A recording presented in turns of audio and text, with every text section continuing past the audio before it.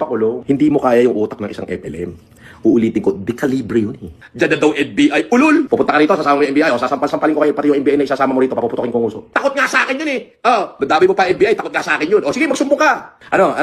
Pupunta ka rito, dalawang NBI, sasampalin ko kayo, pati yung NBI na dadalhin mo rito, sasampal-sampalin ko sa mukha hanggang sa dumugong uso. O yan, record mo yung sinasabi ko. Yabang now, iyak later. One more thing, no? Ito si Mang Gusim. May gusto bang sabihin sa amin, Mang Gusim?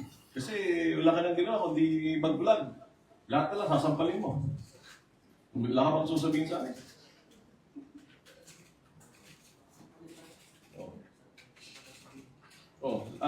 Yung mga general na pinapaya mo, yung mga 4 na colonel na pinapaya mo, yung NBI na sinasampal mo, yung LTO kalbo, kamo, kasi Lakanilaw.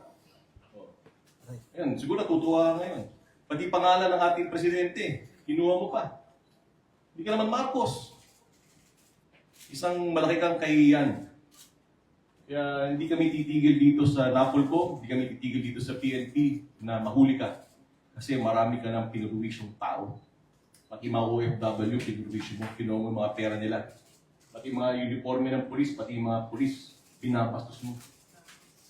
Wala kang respeto sa institusyon ng gobyerno. Sample ito sa'yo.